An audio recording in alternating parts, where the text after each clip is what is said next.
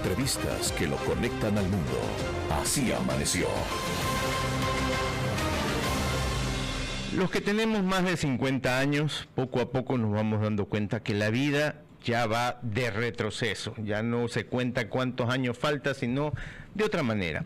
Pero también hay esperanzas de vivir esta segunda mitad de una mejor manera, de una manera que nos haga más contentos, que apreciemos un poco más lo que estamos viviendo y que nos engriamos un poco como seres humanos mayores de 50. También están los que tienen papás que ya están en los 70 y 80 y a veces no sabemos cómo trabajar el tema, cómo cuidarlos, porque nadie nos dio un manual. Es como cuando somos padres, nadie nos da un manual de cómo ser padre, se va aprendiendo al andar.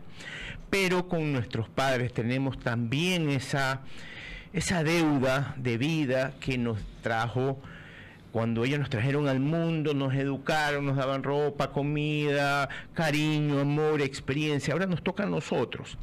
Yo tuve a mi padre por muchos años enfermo, desde los 70, y la verdad es que entiendo bastante bien lo que nos va a decir nuestro siguiente invitado.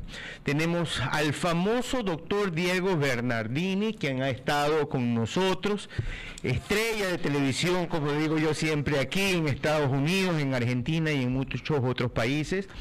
Él es un experto en nueva longevidad y tiene una visión integral y optimista sobre cómo vivir plenamente después de los 50 años, y va a dar 3 días de charlas en la UES. Después les contamos cómo pueden encontrar y comprar estas entradas. Pero primero démosle la bienvenida. Doctor, ¿cómo está? Qué gusto ahora aquí.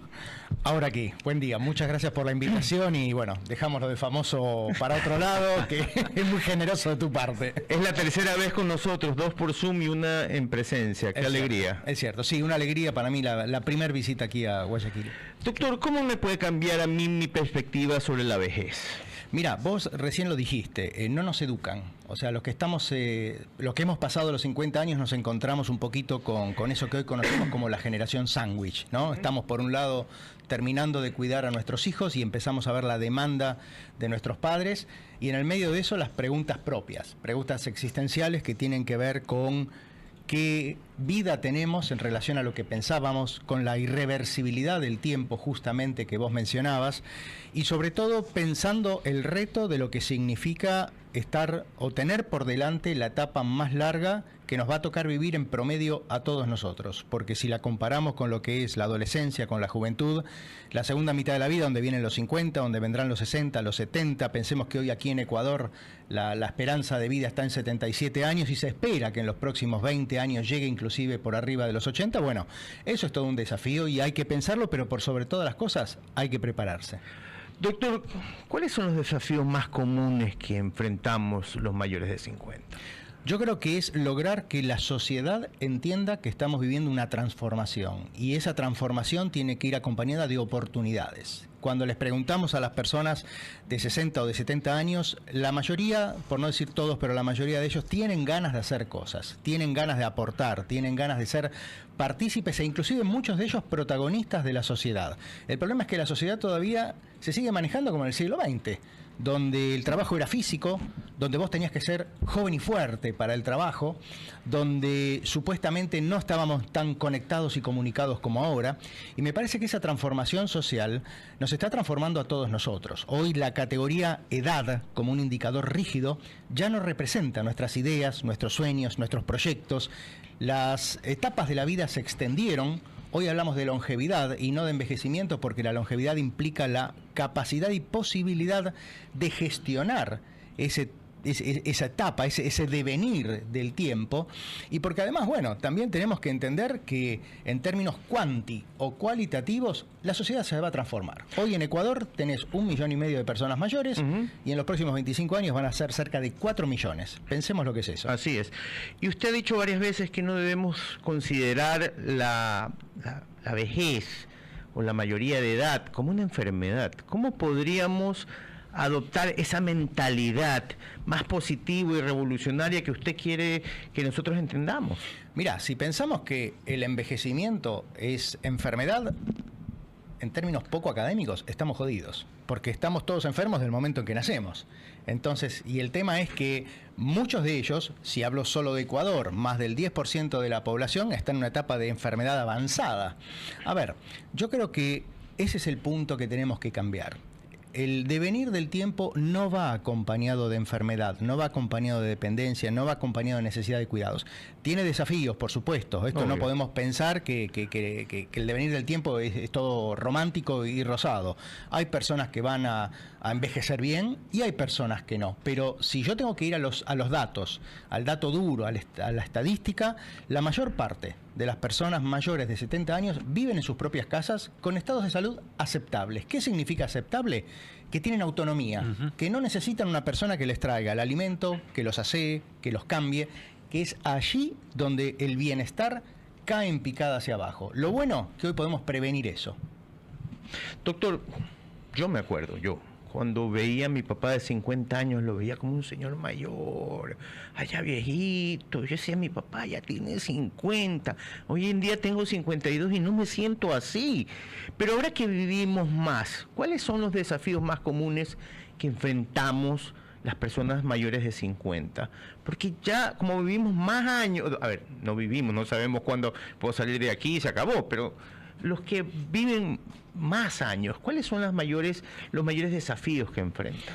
Lo que estás diciendo es algo muy fenómeno, es muy fenomenal, y te doy un dato que se publicó hace muy poquito. He hecho mi tarea con ustedes. Sí, muy bien, te veo.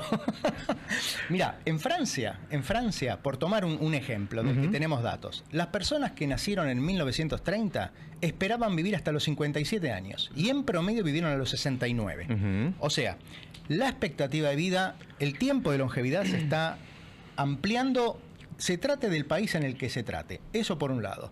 ¿Qué es lo que está pasando? Como bien decís, no estamos preparados. ¿Cuáles son los desafíos? Primero, llegar con salud.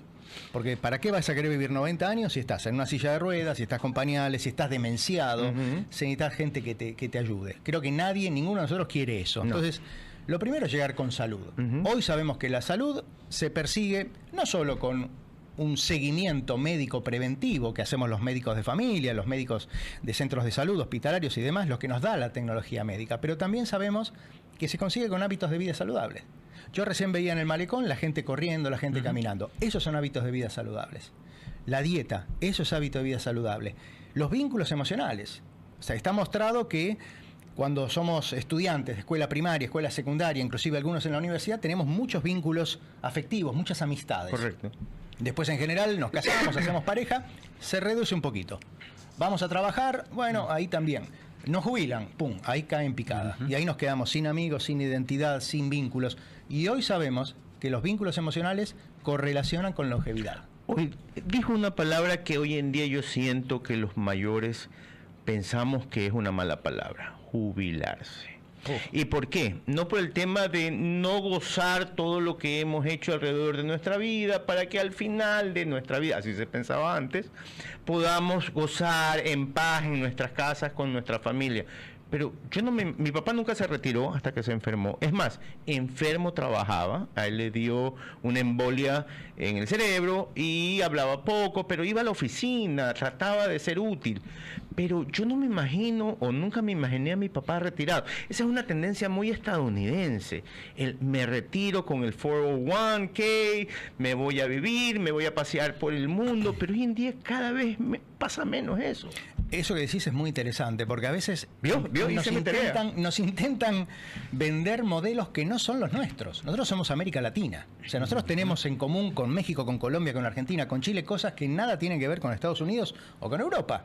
Entonces, a mí cuando me hablan de los jubilados de los baby boomers, es otra realidad. A ver, un par de cuestiones. La jubilación, la primera, la jubilación tiene que ser un derecho, no una obligación. Okay. O sea, el que se jubila porque quiere, que además no es todo el mundo, porque se jubila es el que tiene un trabajo formal. Y sabemos que en nuestros países la informalidad es extremadamente alta. No, me lo digas. Y acá el secreto es jubilarse de lo que no te gusta, en caso que te quieras jubilar. Yo creo que la importancia, y esto también lo demuestra la investigación, es estar ocupados. O sea, cuando vos estás ocupado, tenés estímulo cognitivo, tenés relaciones, te mantenés activo, haces lo que te gusta. Bueno, el punto ¿cuál está? En que la política pública, la sociedad, dé oportunidades a esas personas que tienen toda una experiencia de vida y que tienen por aportar. Y vuelvo a esto, cuando le preguntás a las personas mayores qué les gustaría hacer, cómo les gustaría devolver esa experiencia, uno te va a decir, y a mí me gustaría orientar a los turistas, otro me gustaría hacerle compañía y ayudar a las maestras en los jardines de infantes, otros me gustaría ir a leerles a los pacientes en los hospitales. Esas son las oportunidades que tenemos que dar. Eso se llama vigencia. Y la vigencia es la capacidad que tenemos las personas de dar independientemente de la edad que tengamos. 8:38 de la mañana, si se da cuenta, soy el único que le pregunto, porque soy el único mayor de 50 años. Priscila. Doctor, en este sentido, para nuestra generación es muy importante la salud mental. Somos una de las generaciones que más vamos al psicólogo, que estamos pendientes de nuestro estado, de nuestro ánimo sobre todo. Priscila tiene 30, por si acaso. Priscila tiene 30, por si acaso. ¿Qué tan importante es para los mayores de 50 pensar en su salud mental?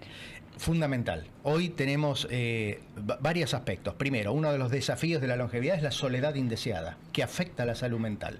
Desde el punto de vista médico tenemos una gran responsabilidad. Los médicos, muchos de los médicos, de los colegas, pensamos, y es normal que el viejito o la viejita esté triste. No, no es normal. Tristes estamos todos.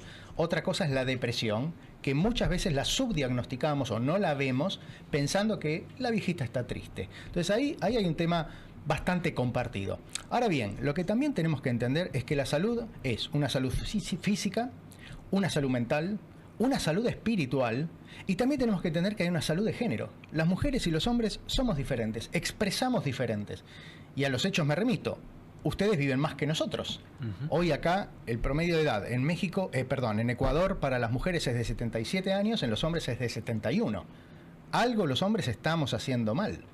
Tenemos que aprender de ustedes. Bueno, me parece que ese es un gran punto y claramente quedó muy en evidencia después de la pandemia. Claro. ¿Y está relacionado con la salud mental? Sí, por supuesto. La pandemia, a ver, vos fíjate, la pandemia es una situación global, fue una situación global. El confinamiento, que es el encierro, es una medida de política pública. Vos confinás, ¿para qué? Para preparar un sistema sanitario. Pero mientras vos confinás, la gente, o sea, vos la guardás en las casas porque supuestamente vos los ibas a cuidar, pero se nos estaban muriendo adentro. Se nos estaban muriendo de tristeza, de depresión, de falta de movimiento, de falta de tratamiento médico, de falta de diagnóstico. Eso está estudiado.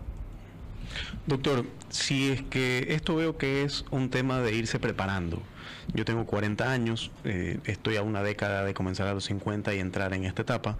¿Cómo los que tenemos 40 años o estamos viviendo los 40 nos preparamos para iniciar esa etapa? Es muy buena tu pregunta porque ayer justamente me pasó que cuando llegué al hotel, una de las personas de allí dijo, qué bueno estas charlas, porque yo con mi padre, que lamentablemente falleció, y esto no es un tema de personas mayores, este es un tema de todos nosotros, porque todos nosotros vamos a vivir más que quienes nos precedieron, y todos nosotros vamos a llegar en algún momento quizás a esa jubilación, vamos a llegar a algún momento a encontrarnos con que tenemos más tiempo libre, que tenemos experiencia y que no sabemos cómo ocuparlo. Yo creo que la longevidad es una certeza, es algo que va a pasar. Los datos duros nos dicen cómo va a evolucionar la población de un país y sobre todo los grupos que forman parte de esa población, donde, como decía, los mayores cada vez van a ser más. Ahora, para eso tenemos que prepararnos. Porque como decíamos recién, no nos preparan para esas transiciones. Los ritos de paso. Los ritos de paso están muy estudiados: nacimiento, la pubertad, el ingreso a la escuela, el casamiento, los funerales, pero no nos enseñan a la jubilación, no nos enseñan a ser personas mayores. Bueno, hoy tenemos que saber que lo primero es la salud. Tenemos que tener un sentido de vida, tenemos que mantenernos con amigos, con vínculos, con afectos. Las personas que están en parejas viven más, quienes tienen mascotas viven más. O sea, quienes están integrados socialmente viven más. Bueno, hay muchas cosas por hacer.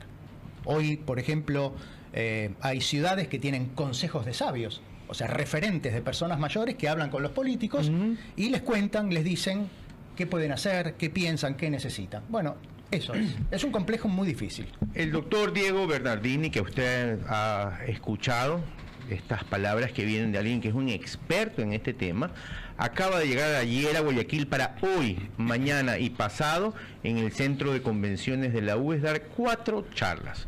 Llegué a los 50 y ¿ahora qué? Me lo pregunto todos los días. Silver Economy, la economía plateada, ¿Qué hacer con mis padres y el arte de cuidar? Y pedagogía de la longevidad. Si usted quiere conseguir entradas, vaya a guiarte.es o al 096-893-2568. Además de eso, hay un sorteo que estamos regalando 2 pases. Son pases que en verdad valórelos. Participe porque si usted no ha llegado a los 50, sus papás ya lo hicieron. Y esto es importantísimo. El sorteo lo puede hacer solamente escribiendo cómo se llama el doctor y dónde son sus charlas al 098-0185-384.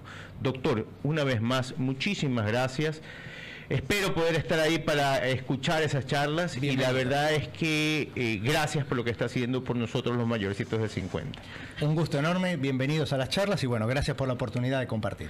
Era el doctor, como les decía, Diego Bernardini. Él es experto en longevidad, él es doctor de familiar y kinesiólogo. ¿Es así? Sí, máster en gerontología y doctor en medicina. Uy, Dios mío. Un poquito todo ese camino que me suma años. Muchas gracias, doctor. Un gusto, gracias.